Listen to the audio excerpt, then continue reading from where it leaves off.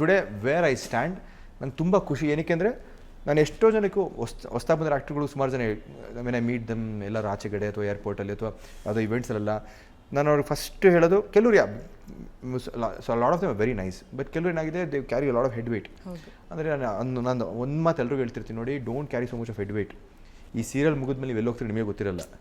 Serial ಮುಗಿದ್ಮೇಲೆ ಇನ್ನೊಂದು serial ಸಿಕ್ಕಿ ಇನ್ನೊಂದು ಆ ಸೀರಿಯಲ್ ಕೂಡ ಹಿಟ್ಟಾಗಿ ಆ ಸೀರಿಯಲ್ ಕೂಡ ಜನ ಇಷ್ಟಪಟ್ಟು ನಿಮ್ಮ ನಟನೆನ ಇಷ್ಟಪಟ್ಟರೆ ಓಕೆ. ಅಪ್ಪಿ ತಪ್ಪಿ ಹಂಗೆ ಆಗಲಿಲ್ಲ, ನೀವು ಕಟ್ ಆದ್ರಿ ಸೀರಿಯಲ್ನಿಂದ ಮುಂದೆ ಏನು ಮಾಡ್ತೀರಿ ಆಮೇಲೆ? ಇದೆಲ್ಲ ಒಂದು short lived. This whatever this hero status, whatever this celebrity fame, ಇದೆಲ್ಲ ಒಂದು ಶಾರ್ಟ್ ಲಿವ್ಡ್. ಈ ನಿಮ್ಗೇನು ಸ್ಟೇಟಸ್ ಇದ್ದಾಗ you do good, you be good and ಜನಕ್ಕೆ ಒಂದು ಒಳ್ಳೆ ರೀತಿಯಲ್ಲಿ ನಡ್ಕೊಳ್ಳಿ. ಒಂದು ಒಳ್ಳೇದು ಮಾಡಿ ನಿಮ್ಗೆ ಒಳ್ಳೇದು ಅನಿಸುತ್ತೆ, ಕರೆಕ್ಟ್, ನಿಮ್ಗೆ ಒಳ್ಳೇದಾಗಿ ಫೀಲ್ ಆಗುತ್ತೆ. ಆ್ಯಂಡ್ ಅದನ್ನು ತೋರಿಕೆ ಮಾಡಬೇಡಿ, ನಮಗೆ ಒಳ್ಳೇದಾಗಲಿ ಅಂತ ಅನ್ಕೊಂಡು ಮಾಡಬೇಡಿ. ಆಮೇಲೆ ಅದನ್ನು ನೀವು ಸೋಷಿಯಲ್ ಮೀಡಿಯಲ್ಲಿ ತೋರಿಕೆ ಮಾಡಿಕೊಂಡು ಕೆಲವೊಂದು ಸಲ ಓಕೆ ನೀವು ತೋರಿಕೆ ಮಾಡಿ ಅದನ್ನು 4 ಜನ ನಿಮ್ಮನ್ನು ನೋಡಿ ಇನ್ಸ್ಪೈರ್ ಅವರು ಮಾಡಲಿ, ಬಟ್ ಅದನ್ನು ಅತಿಯಾಗಿ ತೋರಿಕೆ ಮಾಡಬೇಡಿ. ಆ್ಯಂಡ್ ವ್ಯಕ್ತಿತ್ವ ಅನ್ನೋದು ನೀವು ಹಾಕೋ ಚೈನು ಅಥವಾ ಓಡಾಡೋ ಫ್ಯಾನ್ಸಿ ಕಾರಿನೆಲ್ಲ ಬರೋದು, ವಾಟ್ ಯು ಡೂ ಆ್ಯಂಡ್ ಇದನ್ನು ನೀವು ಮಾಡ್ಕೊಂಡೋಗಿ ಡೆಫಿನೆಟ್ಲಿ ಕಮ್ ಫಾರ್ ಯು. ಈಗ ನನ್ನ ಕೈಲಿ ಏನೋ ಒಂದು 10 ಒಳ್ಳೆ ಕೆಲಸ ಮಾಡೋಕ್ಕಾಗಲ್ವಾ, ಒಂದು ಕೆಟ್ಟ ಕೆಲಸ ಅಟ್ಲೀಸ್ಟ್ ಮಾಡಿದ್ರೆ ಟ್ರೈ ಮಾಡು. ಗೊತ್ತಿದ್ದು ಮಾಡೋಕ್ಕೆ ಹೋಗ್ಬೇಡ. ನಿನಗೆ ಗೊತ್ತಿಲ್ಲದೆ ಅರಿವಿಲ್ದಲ್ಲಿ ಏನೋ ಆಗಿದ್ದರೆ ಅದು ಓಕೆ, ಅದನ್ನು ಕರೆಕ್ಟ್ ಮಾಡೋಕ್ಕೆ ಟ್ರೈ ಮಾಡು. ಆಗಲಿಲ್ವಾ, ಗೊತ್ತಿಲ್ಲದಲೇ ಏನು ಕೆಟ್ಟ ಕೆಲಸ ಆಗಬಾರ್ದು. 10 ಒಳ್ಳೆ ಕೆಲಸ ಮಾಡಿದ್ರೆ ಪರವಾಗಿಲ್ಲ ಗುರು, ಒಬ್ರಿಗೇನು ಕೆಟ್ಟದಾಗಬಾರ್ದು. And that is my policy from the beginning. Very well said.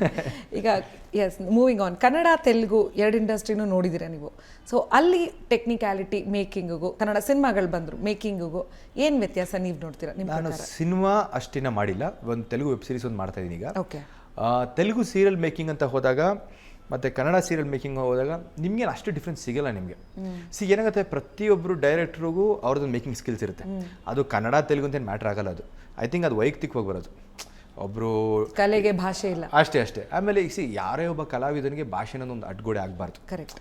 ಈಗ ನಮ್ಮ ನಟರಲ್ಲಿ ಹೋಗಿ ಮಾಡ್ತಿದ್ರೆ ಅಂದಾಗ ಇಲ್ಲಿ ಖುಷಿ ಅದು. ಅಫ್ಕೋರ್ಸ್ ನೀವು ಎಲ್ಲಿಂದ ಬಂದ್ರೆ ಮರಿಬಾರ್ದು ಅಷ್ಟೇ. ನೀವು ಅಲ್ಲೋಗಿ ಮಾಡಿ, ತೊಂದರೆ ಇಲ್ಲ, ಆದರೆ ರೂಟ್ಸ್ ಮರಿಬೇಡಿ.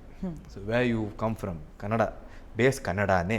ಆ್ಯಂಡ್ ಕಲಾವಿದನಿಗೆ ಒಂದು ಭಾಷೆ ಅನ್ನೋದು ಅಡ್ಗೋಡೆ ಆಗಬಾರ್ದು. ಬೆಳೆಯೋಕ್ಕೆ ಒಂದು ದಾರಿ, ಅಷ್ಟು ಜನಕ್ಕೆ ನೀವು ರೀಚ್ ಆಗ್ತೀರಾ, ಅಷ್ಟು ಜನಕ್ಕೆ ನೀವು ನಿಮ್ಮ ನಟನೆ ನೋಡಿ ಅವ್ರು ಇಷ್ಟಪಡ್ತಿದ್ದಾರೆ ಅಂದರೆ it's a really big thing. ಪ್ರತಿಯೊಬ್ಬರು ಡೈರೆಕ್ಟ್ರದ್ದು ಮೇಕಿಂಗ್ ಸ್ಟೈಲ್ ಇರುತ್ತೆ. ಕನ್ನಡದವ್ರದ್ದು ಮೇಕಿಂಗ್ ಸ್ಟೈಲು, ತೆಲುಗುವ್ರದ್ದು ಮೇಕಿಂಗ್ ಸ್ಟೈಲ್ ಇರುತ್ತೆ. ಕನ್ನಡದಲ್ಲಿ 10 ಜನದ 10 ಥರ ಸ್ಟೈಲ್ ಇರುತ್ತೆ. ಎಕ್ಸಾಕ್ಟ್ಲಿ. ನಾನೇ ಎಷ್ಟು ಜನ ಡೈರೆಕ್ಟರ್ಗಳ ಜೊತೆ ಕೆಲಸ ಮಾಡಿದ್ದೀನಿ. And I work with phenomenally really good directors. ಇವತ್ತು ನನ್ನ ಲೈಫಲ್ಲಿ ಬಿಗ್ಗೆಸ್ಟ್ ಸಿನಿಮಾ ಅಂತ ಬಂದರೆ ರಾಬರ್ಟ್ ತರುಣ್ ಸರ್ ಅವರು ಡೈರೆಕ್ಟ್ ಮಾಡಿರೋದು ಸಿನಿಮಾ. ಈಸ್ ಎ ವಿಷನರಿ, ತುಂಬ ಚೆನ್ನಾಗಿ ಡೈರೆಕ್ಟ್ ಮಾಡೋದು ಸಿನಿಮಾನ. ಆಮೇಲೆ ನಮ್ಮ ಕನ್ನಡದಲ್ಲಿ ಎಂತೆಂಥ ಟೆಕ್ನಿಷಿಯನ್ಸ್ಗಳಿದ್ದಾರೆ ಇವತ್ತು. ಬಹುಶಃ ಸ್ಯಾಂಡಲ್ವುಡ್ ಸಿನಿಮಾನ ಅಥವಾ ಒಂದು ಟಾಲಿವುಡ್ ಸಿನಿಮಾನ ಅಥವಾ ಸೌತ್ ಸಿನಿಮಾಗಳನ್ನ ಅಷ್ಟು ನೋಡ್ಕೊತಿರಲಿಲ್ಲ ಮೊದಲು, ಅಷ್ಟು ಬೇಡಿಕೆನೇ ಇಲ್ಲ. ಇವಾಗ ತಿರುಗಿ ನೋಡ್ತಾರೆ ಬಾಲಿವುಡ್ ಅವರು.